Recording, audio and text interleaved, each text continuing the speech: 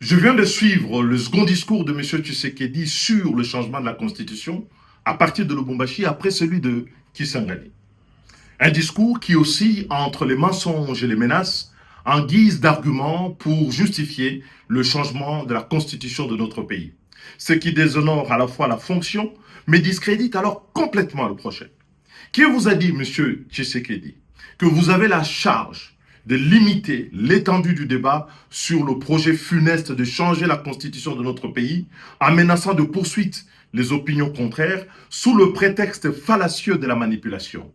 La manipulation, laissez-moi vous dire, Monsieur le Président, c'est lorsque vous essayez de faire croire à toute la nation congolaise que c'est la constitution qui vous empêche de lutter contre la corruption, les détournements et les gabegies financières coutumières à votre régime et auxquels se livrent quotidiennement vos proches, vos amis et vos collaborateurs.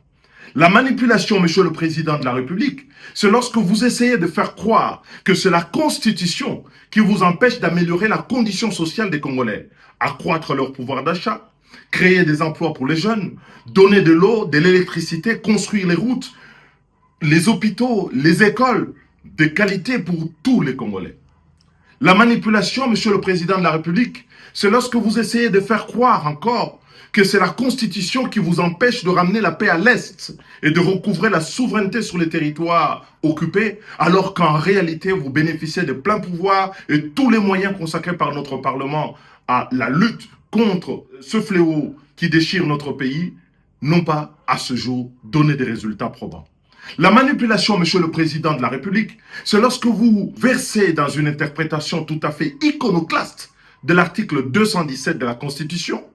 par un faux bruit, en faisant croire que cet article expose le Congo à céder des territoires à des États voisins. Sinon, M. Etienne Tshisekedi, dont vous portez fièrement le nom, n'aurait pas proposé la même disposition à l'article 69 de la Constitution du 24 juin 1967, dont il était co-rédacteur sous la Deuxième République avec le président Mobutu. La manipulation, Monsieur le Président de la République, c'est lorsque vous inoculez la peur dans la population au lieu de la rassurer, alors que vous consacrez l'essentiel de vos déplacements à l'étranger,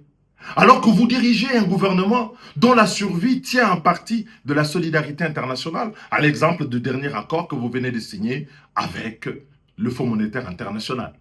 La manipulation, enfin, Monsieur le Président de la République, c'est lorsque prenant les enfants de bon Dieu pour des canards sauvages, en feignant d'ignorer qu'un changement de la Constitution conduit à une nouvelle Constitution dont le bénéfice est strictement personnel, et remet les compteurs à zéro, en faisant sauter le verrou de l'article 220 pour vous permettre de solliciter un troisième mandat, là où les Congolais ont voulu justement que plus personne ne puisse exercer plus de 2 mandats à la tête de notre pays. La manipulation, c'est ce bénéfice personnel que vous recherchez et contre lequel tous les défenseurs de la Constitution se battent, à savoir limiter le nombre de mandats du président de la République et que le nombre de mandats du président de la République ne doit plus dépendre du bon vouloir du prince, mais de la loi, la Constitution, le pacte républicain, à savoir l'article 220.